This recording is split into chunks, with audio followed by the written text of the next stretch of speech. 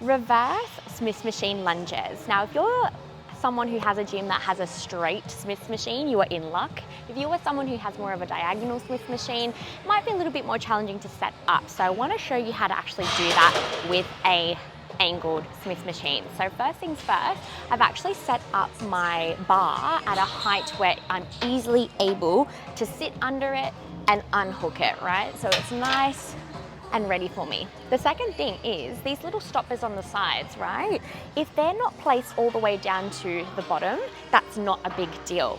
But essentially, if you were ever to kind of use this machine for any other exercise, you might want to adjust these side stoppers and place them correctly, you know, wherever they're supposed to go. So realistically, if I was to take this bar off and drop it all the way down, it would stop at where the stoppers have been set. So that's just a key tip for you guys.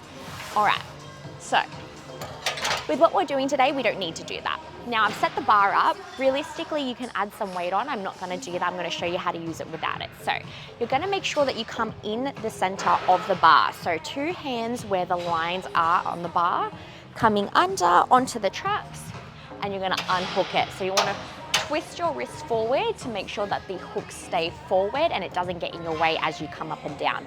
Now, with this, a diagonal Smith machine means that your body must be in line with this angle as you come down to ensure that there's not very much pressure on the lower back, right? So for me, I'm gonna start slightly more forward so that by the time I step back into my lunge and come back up, I'm coming down in that diagonal kind of direction. So from here, feet nice and hip width apart, core is tight, keeping my chin up.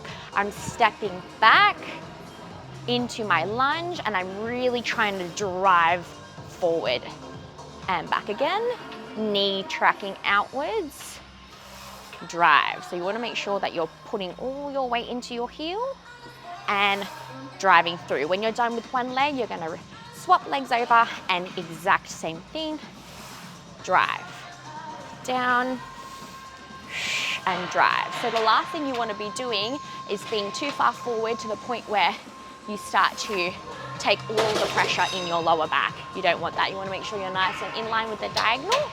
And when you're done, re-rack it back in by just flipping your wrist back.